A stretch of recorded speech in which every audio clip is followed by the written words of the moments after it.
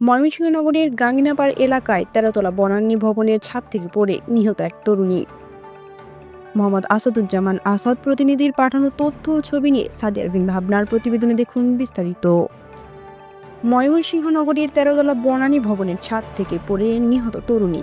তিনি ময়মনসিংহ মমিনুন্নেসা কলেজের অনার্স প্রথম বর্ষের শিক্ষার্থী ছিলেন।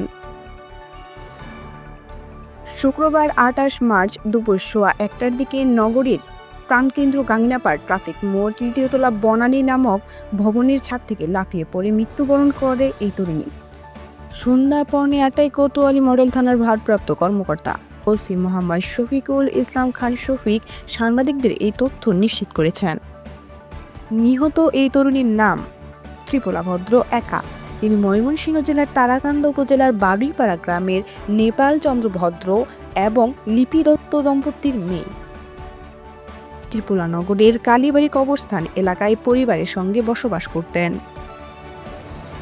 ওসি মোহাম্মদ শফিকুল ইসলাম খান শফিক সাংবাদিকদের বলেন, লাফিয়ে পড়ে মৃত্যুর ঘটনার প্রকৃত কারণ এখনো জানা যায়নি, তবে ঘটনার রহস্য উদ্ঘাটনে তদন্ত চলছে। প্রাথমিক তদন্তে জানা গেছে নিহত তরুণী এই ভবনে আসা যাওয়া করতেন। প্রেম ঘটিত বিষয় থেকে এই ঘটনা ঘটতে পারে বলে ধারণা করা হচ্ছে।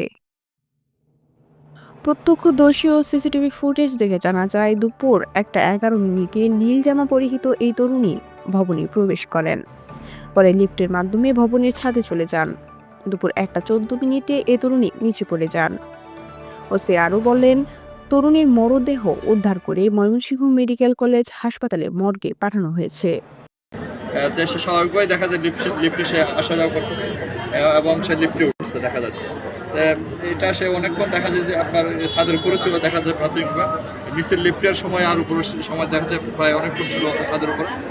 সার্বিক বিষয়গুলো আমরা দেখবো, মৃত্যুর কারণ কি বিষয়, কি জন্য মারা গেছে এবং এই উপরে আপনার বিল্ডিং এর ছাদের এই তালা ছিল কিনা, সমস্ত বিষয়গুলো আমরা যাচাই বাছাই করে দেখবো।